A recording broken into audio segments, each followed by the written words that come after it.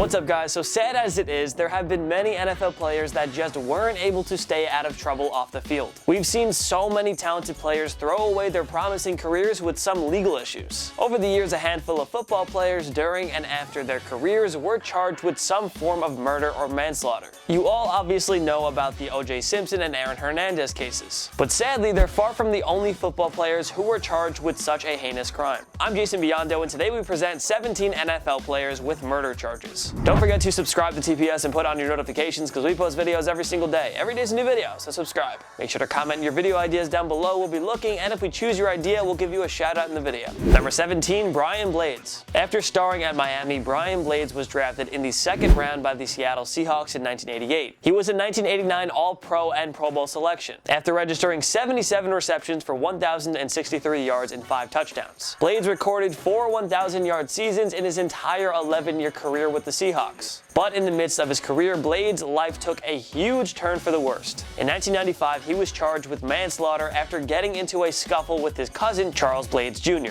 Charles had died from a gunshot wound in Brian's home. Blades called 911 and told them the firing of the gun was accidental. Blades was found guilty of manslaughter, but the judge overturned the verdict a few days later, citing the lack of evidence from the prosecution team. Blades' case was heard at the 4th District Court of Appeal, but they upheld the judge's decision. Blades would play football until 1999, when the Seahawks opted to release him before the season started. Number 16, Randall Woodfield. The Green Bay Packers selected Woodfield in the 17th round of the 1974 NFL Draft, but he was never able to crack the roster and wouldn't play a game at the professional level. Woodfield sadly would turn to a life of crime instead, becoming one of the most notorious criminals in American history. Woodfield has only been convicted for the 1981 murder of Shari Hull, though DNA and other evidence have linked him to 18 murders. He is a suspect in a total of 44 killings. On top of that, Woodfield was convicted for numerous robbery incidents and rape cases.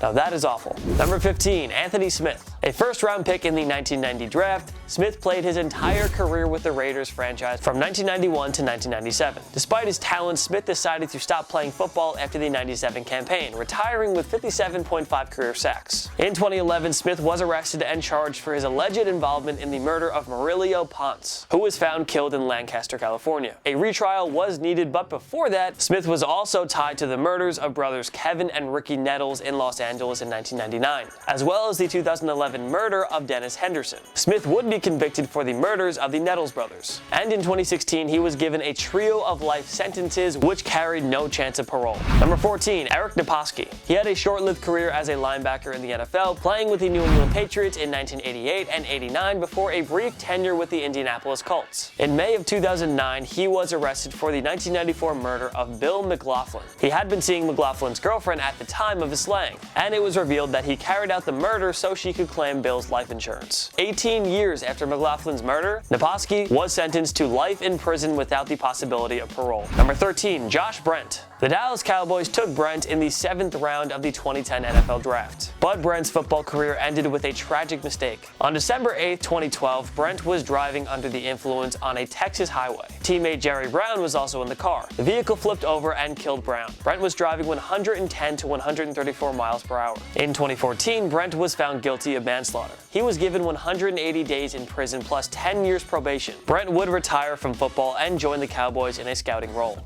Number 12, Robert ROZIER. The former defensive end played for the NFL's St. Louis Cardinals in the 1979 season, and later for the Hamilton Tiger Cats and Saskatchewan Roughriders of the CFL. But 5 years after his CFL career ended, he joined a group called the Brotherhood, whose members had to kill a white person, then return the body in order to be accepted. He claimed to have killed 7 white people and was arrested in 1986. Since he reached a deal where he would testify against the group, he received a more modest 22-year prison sentence. However, he was released after serving just 10 years. But in 1999, he was arrested once again following a series of bad checks being discovered by police. He was given a 25-year to life prison sentence. Number 11, O.J. Simpson. The Juice was a 5-time Pro Bowl running back who won the 1973 NFL MVP award. After his playing career, Simpson found plenty of success in Hollywood as an actor in both movies and TV shows. But on June 17, 1994, Simpson's life took a shocking twist when he was seen driving away from police in a 1993 Ford Bronco down the Los Angeles highway. The former football star was charged with the murder of ex-wife Nicole Brown Simpson and friend Ron Goldman.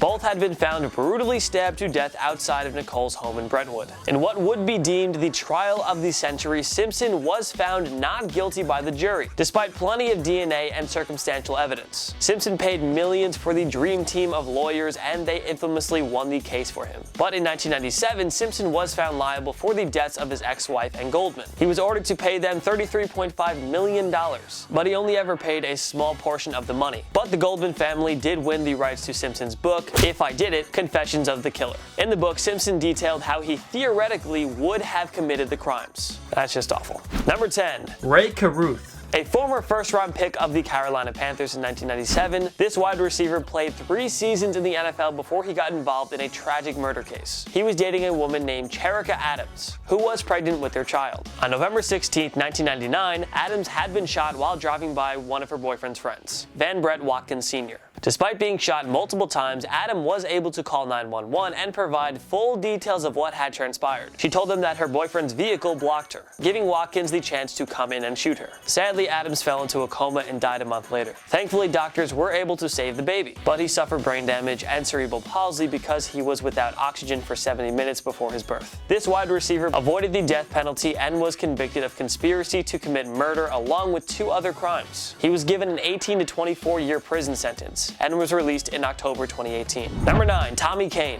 One of the first Canadian-born players to make it to the NFL, Tommy Kane played with the Seattle Seahawks from 1988 to 1992. He would later go to the CFL and play with the Toronto Argonauts during the 1994 season. 15 years after being arrested for attacking a police officer while attending Syracuse University, Kane was charged with the second-degree murder of his wife Tamara. The marriage had broken and the couple were no longer together. Kane had assaulted and stabbed his wife. However, Kane was suffering from depression, so prosecutors reached a deal with him, and Kane pled guilty to manslaughter. He was given an 18-year prison sentence. A judge would later order Kane to pay a total of $590,000 to his and his wife's 4 children and her sister. Number 8. Jim Dunaway. A 4-time AFL All-Star defensive tackle, Jim Dunaway played a decade of pro football for the Buffalo Bills and Miami Dolphins. Dunaway was part of the 1972 Dolphins team that went 17-0 and won Super Bowl VII, but his football life was overshadowed and tarnished forever in 1998 when his ex-wife was found murdered. Her body was discovered in a swimming pool, and she was beaten severely and had a fractured skull. Though Jim was charged with her murder, a grand jury decided he would not be indicted for his ex-wife's murder. However, his wife's children took him to court on a wrongful death lawsuit, which they won. He was forced to pay the children $579,000. Number 7. Ray Lewis. After leading the Baltimore Ravens to a Super Bowl 35 championship victory, Ray Lewis went out in Atlanta to celebrate with his friends. Lewis's group got into a brawl with another party, and 2 men, Richard Lawler and Jacinth Baker, were found stabbed to death. Lewis was wearing a white suit at the time of the incident, but that key piece of evidence was never found. Lewis agreed to testify against his 2 friends in exchange for murder charges against him being dropped. Lewis's 2 friends were acquitted of the murders, and he was handed a 1-year probation sentence and fined $250,000 by the NFL. Lewis also reached a settlement with Baker's family, and he's now in the Pro Football Hall of Fame.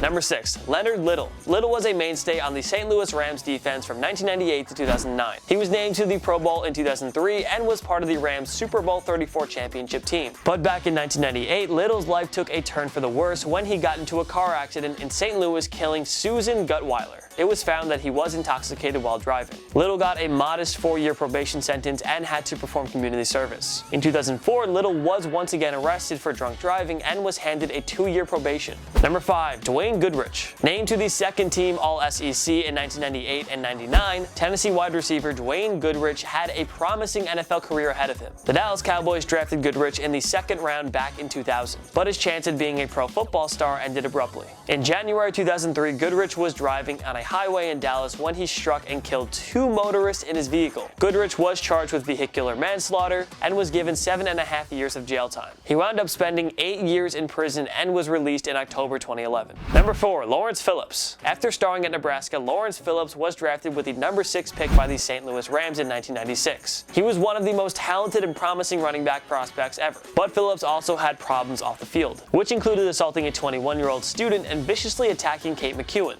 a basketball player and fellow Nebraska student. Phillips was a problem for coaches and didn't do anything to clean up his act, and he destroyed his chance of ever becoming a star. In October 2008, Phillips received a 10-year sentence following multiple violent incidents. In April 2015, Phillips' cellmate RJ Saward was found choked to death. The former was charged with murder, but in January 2016, Phillips committed suicide in prison before standing trial. His family donated Phillips' brain for CTE research. Number 3. Donte STALLWORTH. The New Orleans Saints drafted the lightning-fast Tennessee product in the first round of the 2012 draft. He was also on the historic 07 New England Patriots team that nearly pulled off the first 19-0 season in NFL history. On March 14, 2009, his life took a huge turn for the worse when he crashed into a pedestrian in Miami Beach. The victim was 59-year-old Mario Reyes, who sadly died after getting struck. It was later discovered that STALLWORTH was driving over the legal alcohol limit. Police charged him with DUI manslaughter, and STALLWORTH wound up serving 24 days in prison. On top of that, his punishment included 8 years of probation and 1,000 hours community service. Number 2. JOVAN BELCHER. The Kansas City Chiefs signed this Maine linebacker as an undrafted free agent in 2009. The coaches liked his hard work ethic, and he was given a 1-year extension after a promising 2011 campaign. But tragedy struck on December 1, 2012, when he got into a heated argument with his girlfriend, and he shot her to death in front of his mom. Thankfully, his mother and baby daughter Zoe were unharmed. Belcher then drove to the Chiefs practice facility and met with GM Scott Pioli and the team coaches. Belcher confessed to his crimes and ignored their pleas to put the gun down, shooting himself to death instead.